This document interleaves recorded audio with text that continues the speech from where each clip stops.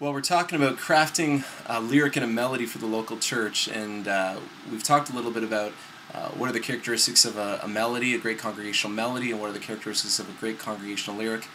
Well, we've had a seminar on inspiration, about surrounding ourselves with inspiration, but where do melodies come from? It's a bit of a mystery, you know. I've received melodies from God sometimes when I'm in the shower, other times when I'm mowing the grass. It is a bit of a mystery sometimes at the point of where they come from. But there are some starting points that I think that we can attribute to actually getting started and sitting down with our instrument and facilitating those moments of inspiration when we feel inspired. There's lots of advice when it comes to this timeless question, and there's no one clear answer as to where exactly great melodies come from. However, there are a couple of things that we can do to facilitate melodies in our heart. And I think there's three main things, and here's the first one. We can pray for a song. The God who spoke the world into being is not short on great melodies, okay? We need to ask for the sounds of heaven to flood our minds and ask for God to continually, to supernaturally inspire us and to come before Him and say, Lord, I want to write for you. I want to be a melody writer for you. Would you inspire me with melodies in my heart that I could use to worship you, and that maybe, God, that maybe our church could use to worship you as well. Ask Him to birth something in you that would make much of Jesus. I think that that's what the Lord is going to gravitate towards. If your heart is really to make much of Jesus, you know, some of the psalms are written by the sons of Korah, and the sons of Korah were descendants of Korah, and in the Old Testament, Korah, they were so embarrassed by their parents because of the way they shamed God in the Old Testament that they refused to put their specific names on the psalms. It was done out of embarrassment and shame. And I use that example not to say that, you know, we should omit our names because of weren't wrapped up in getting credit for themselves. They were actually embarrassed that people actually knew who they were. Yet their psalms are still included in our Bible, okay? And I wonder how many of us would continue to write songs if we knew that our names would never be on, you know, choir scores or lead sheets or in the credits. We really got to check our motives. We've got to make sure that we're writing for the purpose of making much of Jesus Christ and His cross and not ourselves and building our ego. And I'm just always reminded of the sons of Korah and how they left their names off, perhaps for additional reasons.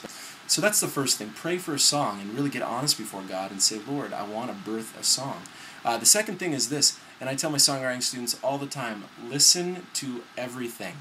You know, the temptation is that we think history began the year that we were born. And we may know some things from our childhood, or we remember some songs, or maybe mom and dad played us some songs that, you know, were popular when they were teenagers. But often our tendency is to live in the here and the now and the what isn't, you know, what's yet to come. And we are just so, this generation gravitates towards what is new. You know, every Tuesday an onslaught of new music comes, and we gravitate to what is new.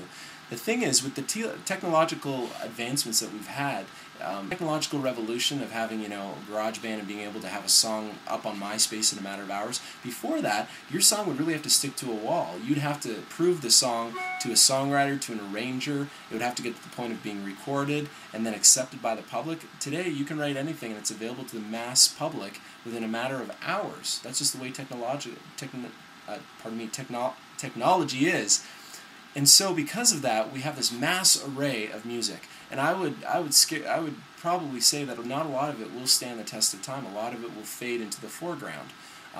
But what we do have is we have what's in the rearview mirror, and that is people that have gone before us, and what critics say are still some of the great songs of time. And the reason why we know that they're great songs is because enough time has passed for them to still be popular, be played on the radio, and to be regarded as some of the great songs. So find out what those songs are. There's a magazine publication by Rolling Stone called The 500 Greatest Songs of All Time. That might be a great place to start.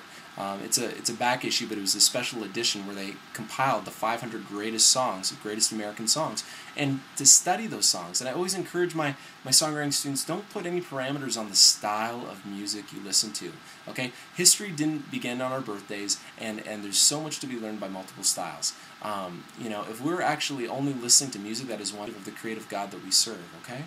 Listen to what music critics call the classics, okay? Start off with the Beatles, you know, the Rolling Stones, Paul Simon, we've talked about, Bob Dylan. Why did these songs still get played on the radio? Why have these songs been covered? You know, a song like Yesterday by Paul McCartney, why is that the most recorded song of all time? What is it about it that works? Why does it work? Let's analyze it. Let's take it apart and figure out why it works, and then let's apply some of the characteristics of why it works to our own writing, okay? All the great ideas have been stolen, and so many songs have been written from templates, and that's okay.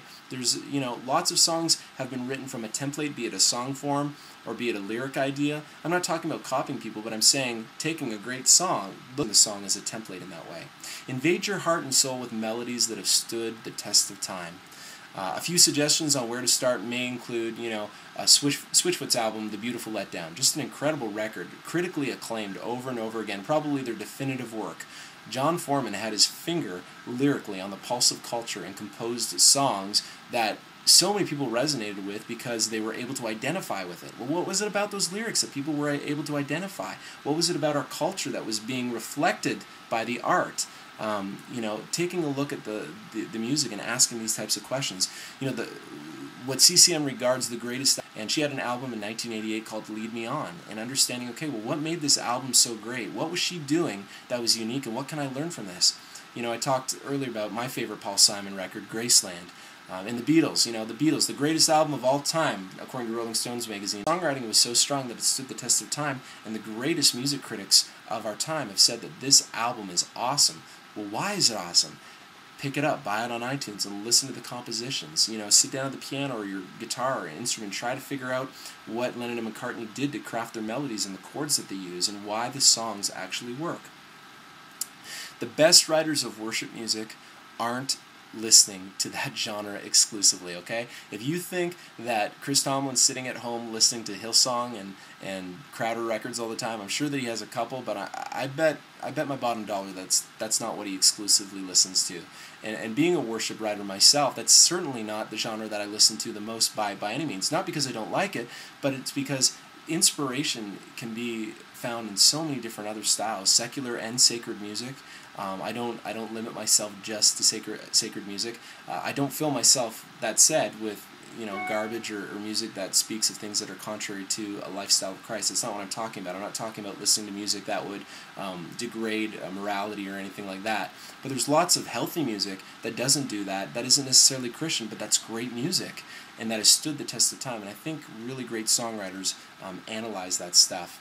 And we need to really kind of expand our box and listen to it all. So that's my encouragement to you, is just to listen to everything and discover music before your time, be it classical, jazz, singer-songwriter, pop stuff from the 50s, or even world music, Arabian music, Latin music, even if it's instrumental. Don't put a cap on anything. Don't be boxed in by what is cool or what your friends think are cool, but listen to everything, and you will be amazed as you start to listen to different music how the Lord will inspire you with different melodies. I love gospel music, and I never thought, being a white dude, that I could ever write a black gospel song, but sure enough, the more Aretha Franklin records I listen to, and the more Sam Cooke I listen to, and Al Green, and Billy Preston, my ear got used to those intervals and whatnot, and I began to compose, and things started coming out of me that were reminiscent of black gospel music. You are what you listen to. There's a lot of truth to that. So fill your mind with a lot of different things and pull from that inspiration as you begin to plug in different styles. Okay, here's the third thing. Learn to sing out. Learn to sing out. Paul Baloche uses a great example about how often we talk about our brains being type A and type B. There's kind of this one section of our brain that is creative and that likes to play, and then there's this other side of our brain that is the more cognitive side that kind of thinks through things. Pardon me, I said type A, type B, I meant right brain, left brain. And the right side is typically the side that is the playful side. It's the side that we use when we're most creative. The left side of the brain is the side that is cognitive. It's thinking through, okay, does this theologically make sense? Well, Paul says, when you're first starting to write a melody, tell the left side of your brain to take a hike and go to the movies for a couple of hours.